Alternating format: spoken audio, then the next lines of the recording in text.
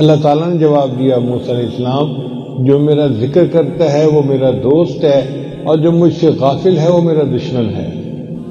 इसलिए हमें गफलत से बचना चाहिए और हर लम्हे अल्लाह को याद करना चाहिए। आवाज़ बुलंद दुरूद पाक पढ़ लें माशाअल्लाह। अल्लाहुम्मा सल्लि अला मुहम्मद व अला आलि मुहम्मद कमा सल्लैत अला इब्राहीम व अला आलि इब्राहीम इन्नका हमीदुम मजीद। अल्लाहुम्मा बारिक अला मुहम्मद व अला आलि मुहम्मद कमा बारकत अला इब्राहीम व अला आलि इब्राहीम इन्नका हमीदुम मजीद।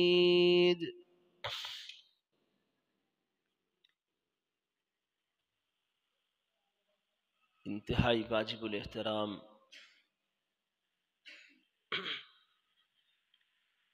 बुजुर्गों, दोस्तों और भाइयों,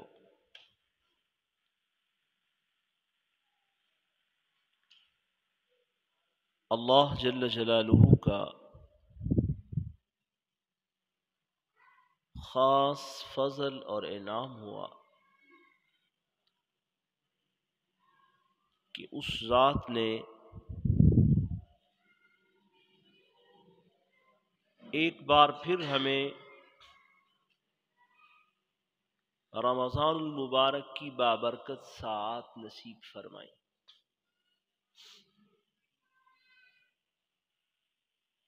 बहुत सारे लोग जो पिछले रमज़ान में हमारे साथ हयात थे और आज वो मनो मट्टी तले सो रहे हैं, तो ये अल्लाह का ख़ास फजल और इनाम है कि उस ज़ात ने हमें ज़िंदगी इनायत फरमाई और इन बाबरकत सात से नफ़ा अंदोज होने का एक मौका नसीब फरमाया।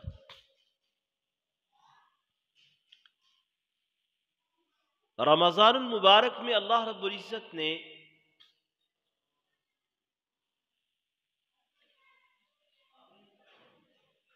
दो बड़ी बड़ी इबादत इस उम्मत के लोगों पर मशरू फरमाई।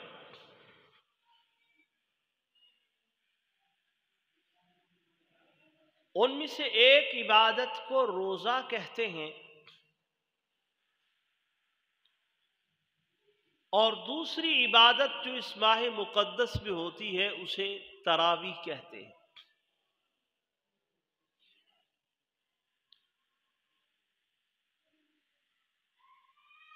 तो रोज़ा और तरावीह ये इस माह मुक़द्दस की खास इबादत में से है।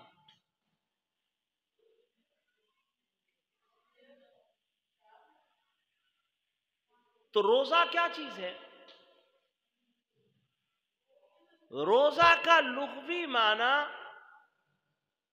रुकने के हैं, रुक जाना, और इस्तिलाह शरा में तुलुए सुबह सादिक से लेकर गुरूब आफताब तक खाना पीना, दीगर तमाम ख्वाहिशात नफ्सानिया और मियाँ बीवी के ताल्लुकात, इन तमाम चीज़ों से रुक जाने का नाम रोज़ा है।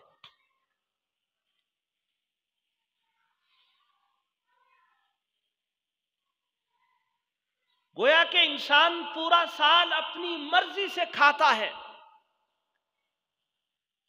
अपनी मर्जी से पीता है,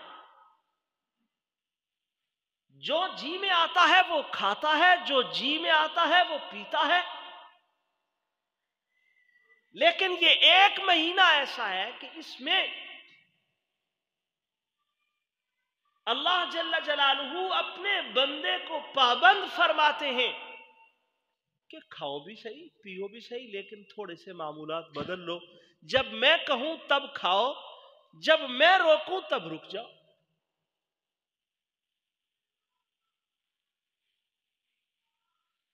वैसे तो पूरी जिंदगी का शेड्यूल यही है एक मुसलमान का कि वो अपने अल्लाह की मर्जी के बगैर ना खाता है, ना पीता है, ना उसकी मर्जी के खिलाफ कोई अमल उसको सरजद उससे होना चाहिए। लेकिन ये एक महीना अल्लाह रब्बुल इज्जत उसकी खास तौर पर प्रैक्टिस करवाते हैं कि तुमने खाना कैसे है, पीना कैसे है, उसकी मर्जी के बगैर तुम कोई अमल सरजद नहीं दे सकते। गोया कि ये एक महीना अल्लाह रब्बुल इज्जत अपने बंदों को मश्क करवाते हैं।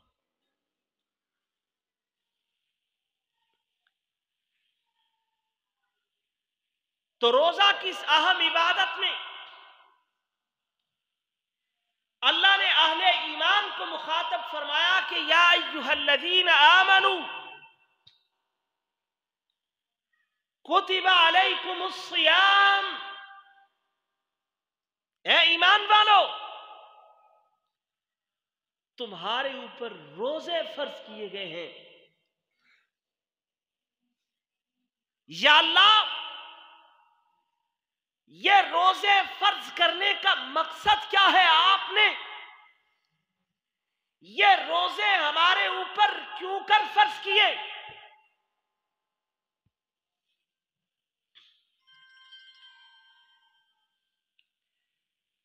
मेरे भूखा और प्यासा रहने से या अल्लाह आपको क्या फायदा होगा? मैं अगर भूखा रहूंगा, ए बेपरवाज़ात तुझे मेरे भूखा रहने से क्या फायदा हासिल? अगर मैं प्यासा रहूंगा, इस भूख और प्यास से मेरे अल्लाह तुझे क्या मिलने वाला है?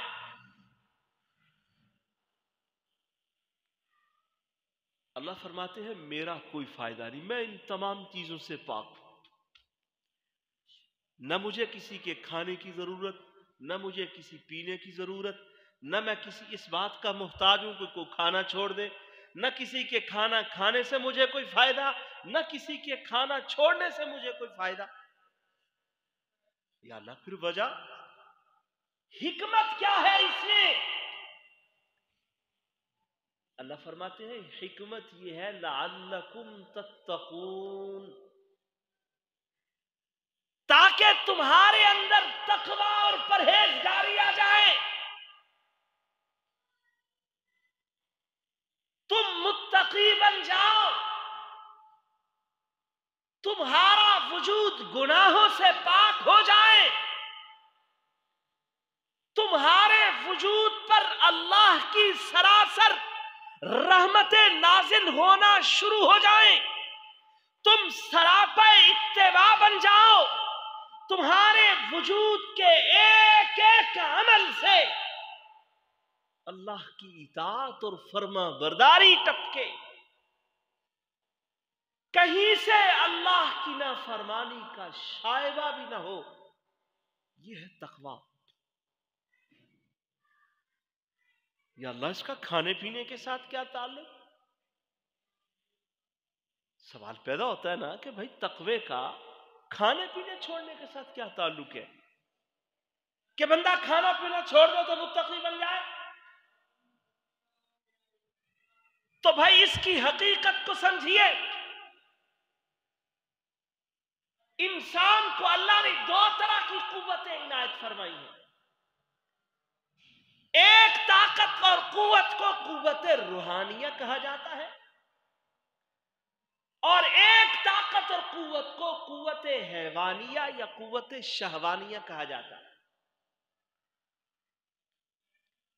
इंसान जो गुनाह करता है वो इसी कुव्वत के ज्यादा होने की बुनियाद पर, जब इंसान के वजूद में इस शहवानी कुव्वत का राज हो जाता है, जब इंसानी वजूद के अंदर यह हैवानी ताकत जोर पकड़ लेती है, उस वक्त इस इंसान से अल्लाह के नाफरमानी के आमाल सादिर होते हैं।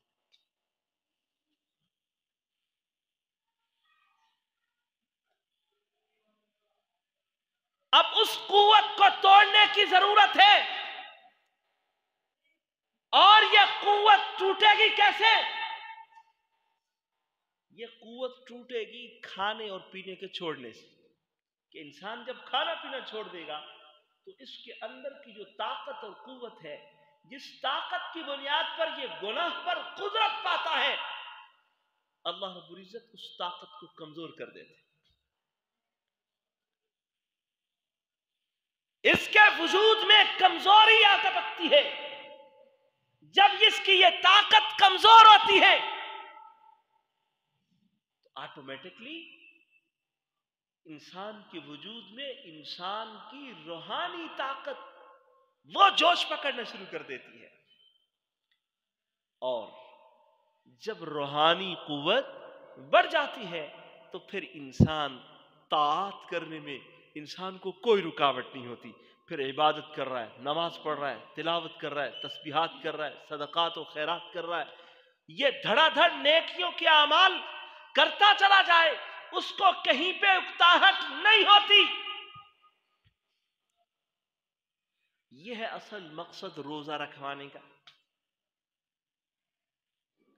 या अल्लाह, ये रोजा रखने पे हमें मिलेगा क्या?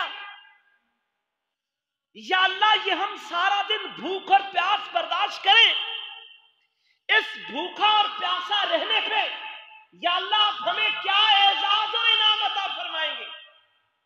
तो अल्लाह फरमाते हैं, ए मेरे बंदो, तुम मत परेशान हो। मन सौम रमजान, जो बंदा भी रमजान का रोजा रखे,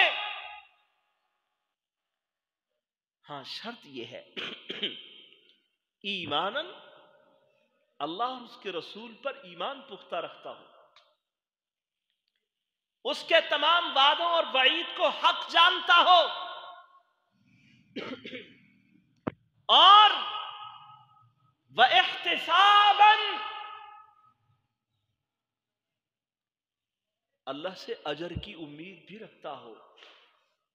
तो अल्लाह फरमाते हैं ये दो काम तुम कर लो कि जो बंदा भी मेरे महबूब की उम्मत का रोजा रखेगा ईमान की हालत में, इख्तिसाब की कैफियत में, अल्लाह फरमाते हैं गुफिर लहू मा तक़द्दम मिन ज़ंबिही, अल्लाह फरमाते हैं उसके जितने गुनाह हैं, जितने गुनाह उसने सरजद हुए उससे, अल्लाह फरमाते हैं मैं सारे के सारे गुनाहों पे माफी का कलम फेर।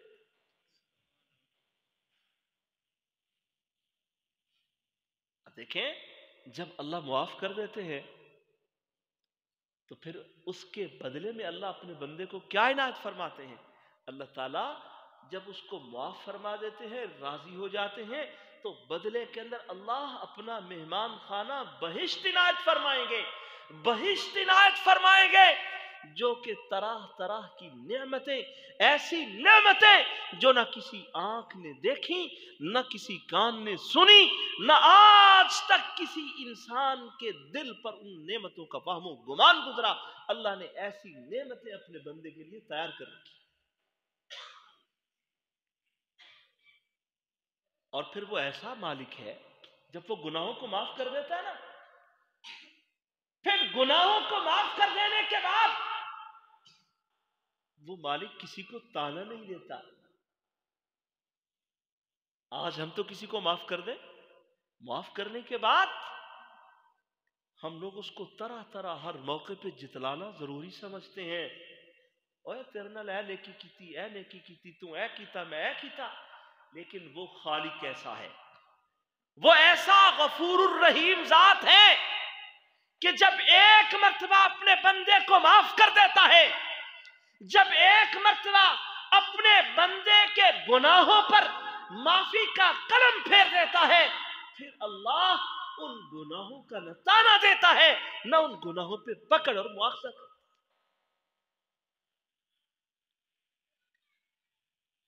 और हदीस कुदसी में आता है, अल्लाह फरमाते हैं अस्सौमु ली, अल्लाह फरमाते हैं रोजा फकत मेरी जात के लिए है। या अल्लाह, नमाज भी तो आपके लिए पढ़ते हैं, तिलावत भी आपके लिए करते हैं, सदका तो खैरात भी आपके लिए करते हैं, नवाफिल का इस्तेमाल भी आपके लिए करते हैं। या अल्लाह, रोजे में क्या खुसूसियत है कि आप किसी बाकी और किसी इबादत को अपनी जात की तरफ मंसूब नहीं करते? क्या वजह है कि रोजे को अपनी जात के साथ मंसूब फरमा रहे हैं? अल्लाह फरमाते हैं, देखें बाकी जितनी इबादत हैं, नमाज है, उसमें रियाकारी का शुबा मौजूद है। अगर कोई नमाज पढ़ता है, उसके जहन में यह खटका आ सकता है कि लोग मुझे देखकर नमाजी कहेंगे, लोग कहेंगे बड़ा लंबा कयाम करता है, बड़ा लंबा सजदा करता है, बड़ी देर तक खड़े होकर रब से मनाजात करता है। इसी तरह से अगर कोई जिहाद में चला जाए, ये वहम पैदा हो सकता है, लोग कहेंगे बड़ा बहादुर है, बड़ा शुजा है, अल्लाह के नाम पे लड़ने की इसके अंदर हिम्मत और वलवला है। लेकिन रोजा एक ऐसी इबादत है जो सिर्फ और सिर्फ बंदे और मेरे दरमियान राज है, किसी तीसरे को पता नहीं।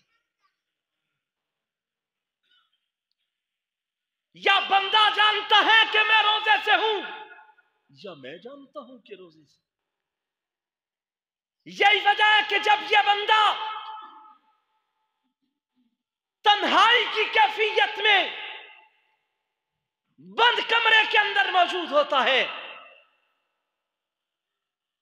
इसका फ्रिज सामने पड़ा है, वहां पे मशरूबात मौजूद है, वहां पे तरह तरह के फल मौजूद हैं, वहां पे खाने पीने की तमाम नेमतें मौजूद हैं। इसको कोई रोकने वाला नहीं, कोई टोकने वाला नहीं, कोई देखने वाला नहीं। लेकिन ये न शरबत को हाथ लगाता है, न किसी और चीज को हाथ लगाता है, न किसी फल की तरफ नजर उठा के देखता है। क्या वजह है? क्यों रुक गया है? अल्लाह फरमाते हैं, ये बंदा मेरे खौफ की वजह से, मेरी मोहब्बत की वजह से, इस बंदे में ये मेरी मोहब्बत की वजह से ये कैफियत है। तो अल्लाह फरमाते हैं, जब मेरा बंदा मेरे लिए ये कर रहा है, तो अल्लाह फरमाते हैं, अस्सौमुली, रोजा मेरे लिए है, व अना अजज़ी बिही, और इसकी जजा और बदल भी मैं इनायत करूंगा।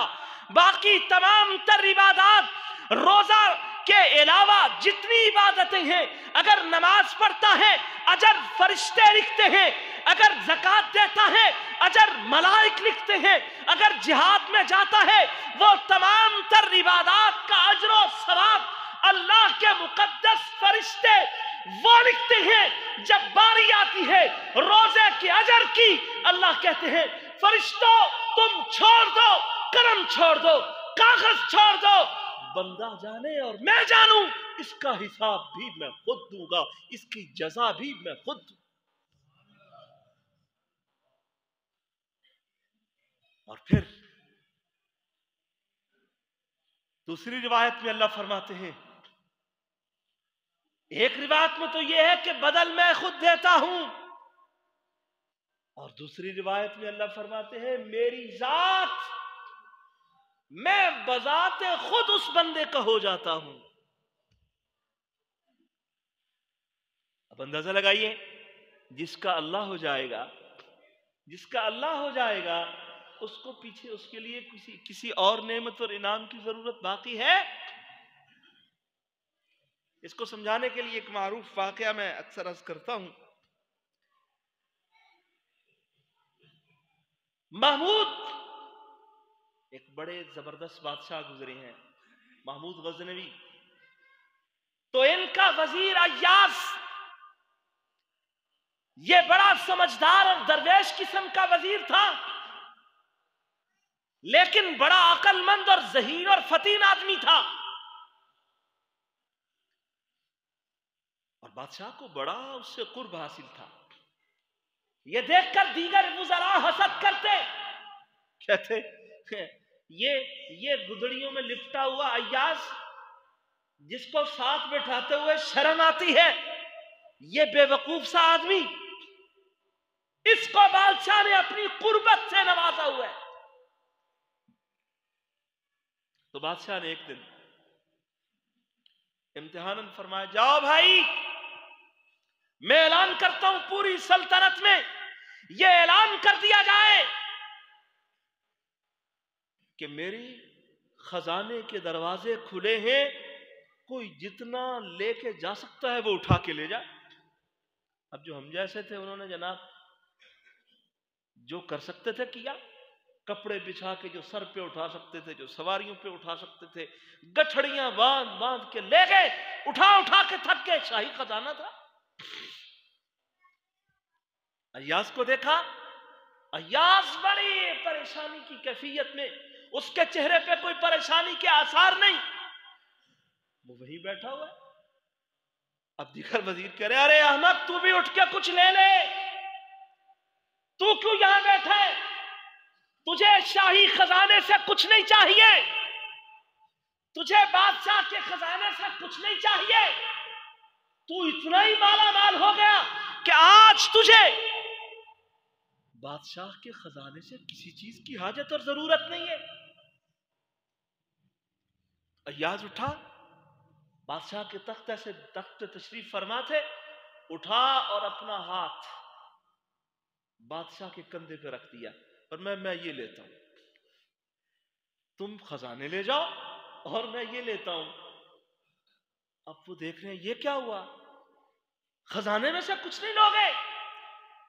तो अय्याज कहने लगा, जाहिलो, अरे अहमको, जिसका बादशाह हो जाएगा उसके खजाने, सारे के सारे खजाने उसके हो जाएंगे। तुमने तो चंद टके, चंद दिरहम, चंद दनानीर हासिल करके खुशी से फूल के कुप्पा हो गए हो। जालिमा, मैंने बादशाह को लेकर सारे खजाने अपने कर लिए। फरमाते ऐसे ही जब अल्लाह किसी का हो जाएगा, जब अल्लाह किसी का हो जाएगा तो इस कायनात की हर चीज उसकी हो जाएगी। इस कायनात में हर चीज उस बंदे की हो जाएगी। और फिर अल्लाह के रसूल सल्लल्लाहु अलैहि वसल्लम फरमाते हैं, रोजादार को, मेरी उम्मत के रोजादार को अल्लाह ने 5 ऐसी खुसूसियात इनायत फरमाई जो और किसी उम्मत को नहीं दी गई। फरमाया सबसे पहली खुसूसियत, फरमाया सबसे पहली खुसूसियत अल्लाह ने जो इनायत फरमाई, फरमाया वो ये कि मेरी उम्मत के रोजेदार के मुंह की बू अल्लाह रब्बुल इज्जत को मुश्क, अंबर और कस्तूरी से ज्यादा पसंदीदा है। यह पहला इनाम अल्लाह ने इनायत फरमाया रोजेदार को।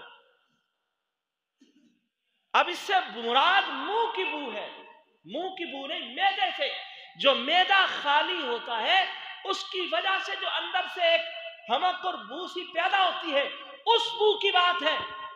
अब बात सूफी पता क्या करते हैं, वो रोजे की हालत में मिसवाक नहीं करते। हो जी ये तो बोझ आए हो जाएगी, भाई इस बू की बात नहीं है। ये मुंह की बदबू से अल्लाह को भी नफरत है और फरिश्तों को भी नफरत है। मुंह को साफ रखें, मिसवाक करें, ये जिस बू की बात हो रही है, ये जब इंसान का मैदा खाली होता है भूख की वजह से, तो मैदे से एक पैदा होती है, उस बू के मुतालिक अल्लाह के रसूल फरमाते हैं, मेरी उम्मत के रोजेदार के मुंह की ये वाली बू अल्लाह को मुश्क और अंबर और कस्तूरी से ज्यादा पसंदीदा है।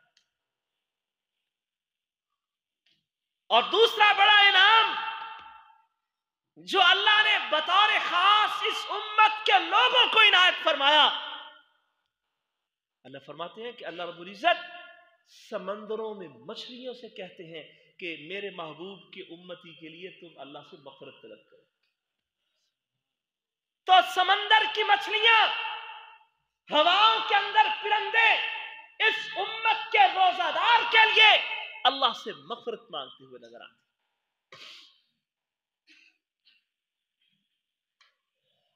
और तीसरी चीज फरमाया कि इस उम्मत के लिए अल्लाह रब्बुल इज्जत रोजाना रोजाना जन्नत को सजाने का हुक्म देते हैं कि इस मेरे महबूब की उम्मत के रोजेदारों के लिए जन्नत को रोज सजाया जाए। तो अल्लाह जन्नत को सजा देते हैं इस उम्मत के रोजादारों के लिए।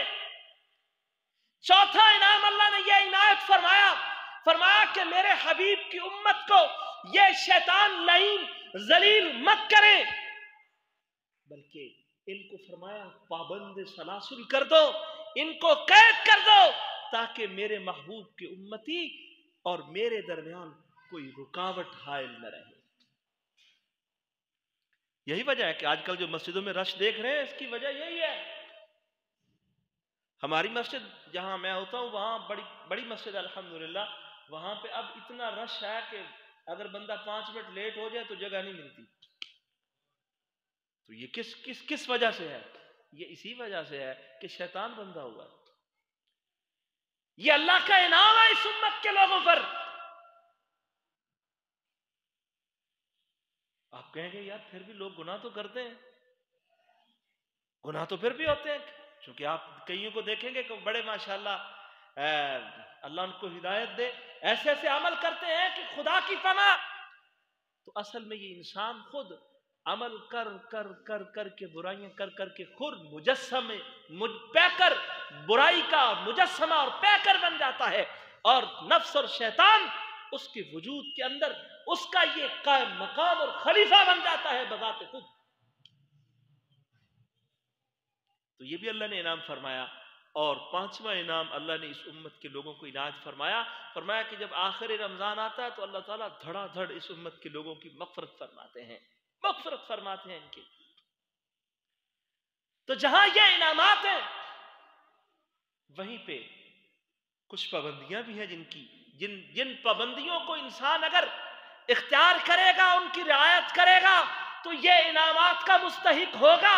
अगर उन पाबंदियों का ख्याल नहीं है तो फिर कुछ भी हासिल होने वाला नहीं। इसी के मुतालिक फरमाया रुब्ब साइमिन, बहुत सारे रोजादार ऐसे हैं लैसा लहू मिन सियामिही इल्लल जू, उनको रोजे के अंदर सिवाय भूखा प्यासा रहने के कुछ हासिल नहीं होता। वो कौन लोग हैं? रोजा रख लिया, जुबान से ग़ीबत शुरू कर दी, रोजा रखकर अपने मुसलमान भाइयों की इज्जत की धज्जियां उड़ाई, और कुछ भी ना मिला तो कम अज कम नून लीगियां ने नवाज शरीफ इमरान खान नूं गालां कढ़ लियां, तहरीक इंसाफ वाले ने नवाज शरीफ नूं गालां कढ़ लियां। ऐसे करके रोजे की हालत में ये अक्सर आप चौराहों पे होटलों पे जाके देखें, यही कुछ हो रहा है। हुकूमत को गालियां निकाल रहा है, कोई को किसी को निकाल रहा है। भाई इससे कुछ नहीं होने वाला, कुछ नहीं होने वाला। मां सिवाय अपने अमाल के बर्बाद करने के हम और कुछ नहीं कर रहे, ये अपनी जुबान को गलीज कर रहे हैं। अगर तुम्हें तब्दीली चाहिए, अगर तुम चाहते हो कि इस मुल्क के हालात ठीक हो जाएं, तो खुदा के लिए ये रमजान का महीना अल्लाह ने बतौर इनाम के इनायत फरमाया है, उस रब से सुलह कर लो। मैं नहीं कहता, कुरान को उठा ले, उठाए कुरान को। कुरान क्या कहता है? कुरान कहता है कि जब लोग अल्लाह रब्बुल इज्जत को छोड़ देते हैं, भुला देते हैं, तो अल्लाह फरमाते हैं फ़इन्न लहू मईशतन ज़न्का, मईशतन ज़न्का। अल्लाह कह रहे हैं मैं तुम्हारी मईशत को तंग कर देता हूं। जब अल्लाह कर दे तो बेशक तुसी IMF नूं सद लो तां तुहाडी मर्जी, चाइना को कर्ज ले लो तां तुहाडी मर्जी, को बड़े बड़े खजाने और जनाब मंसूबे ला लो तां तुहाडी मर्जी। फ़इन्न लहू मईशतन ज़न्का, तुम्हारी मईशत को तंग कर दिया जाएगा और क़यामत के दिन अंधा करके खड़ा किया जाएगा। तो ये रमजान की साथ में जुबान की भी हिफाजत करें, इससे किसी का गिला शिकवा, किसी को गालम गलौज, किसी को बुरा भला मत कहें। और दूसरी चीज अपनी आंखों की हिफाजत, आंखों की भी हिफाजत कीजिए। अब आंखों की हिफाजत कैसे होगी? आंखों की हिफाजत से गैर महरम को मत देखिए। हाँ अलबत्ता ड्रामा देखने की इजाजत है, ड्रामा देखने की इजाजत है, क्योंकि रोजा नहीं गुजर रहा जी, इस वास्ते बच्चों को कार्टून ला देते हैं। बच्चे कार्टून वेखन जो उतों फारग होए ने, तो जी हुण कोई मंजर हो जाए जनाब, कोई स्टोरी देख लें, कोई जनाब ड्रामा देख लें, कोई फिल्म देख लें जी, चलो कुछ टाइम ही गुजर जाएगा, है? ये बदनजरी नहीं होगी। अल्लाह के बंदो, ये खुदा के लिए ये है वो नासूर जिन्होंने हमारे घरों के अंदर बेबरकती फैला रखी है, जिन्होंने हमारी जिंदगी का सुकून खत्म कर रखा है। ये ड्रामे हैं क्या जो हमारे घरों में, माफ करना सभी घरों की ये पोजीशन है, इल्ला माशाल्लाह। उन ड्रामों के अंदर जनाब किसी की बेटी जनाब वो किसी के साथ भाग रही है, किसी को किसी के साथ सच्चा प्यार हो रहा है, किसी का जनाब कुछ हो रहा है, कहीं पे ससुर को अपनी दामाद के साथ बुरा दिखाया जा रहा है, कहीं दीवर को भाभी के साथ बुरा दिखाया जा रहा है। अच्छा, जब ये सारा दिन हमारे घर में यही होगा तो क्या ख्याल है हमारी बेटियों पे, हमारी बहुओं पे, हमारी बहनों पे कोई असर नहीं होगा? और कुछ नहीं, इन जालिमों ने, इन मस्ती लुटेरों डाकुओं ने, ये ईमान के लुटेरों ने, अगर कहीं भी इनका बस नहीं चला, इन्होंने रमजान ट्रांसलेशन के नाम पे नई बदमाशी शुरू कर ली है। जो सारा साल कंजर स्टेज पे थिरकते हैं, नाचते हैं, नंगा डांस करते हैं, रमजान में हमें दीन सिखाना शुरू कर देते हैं।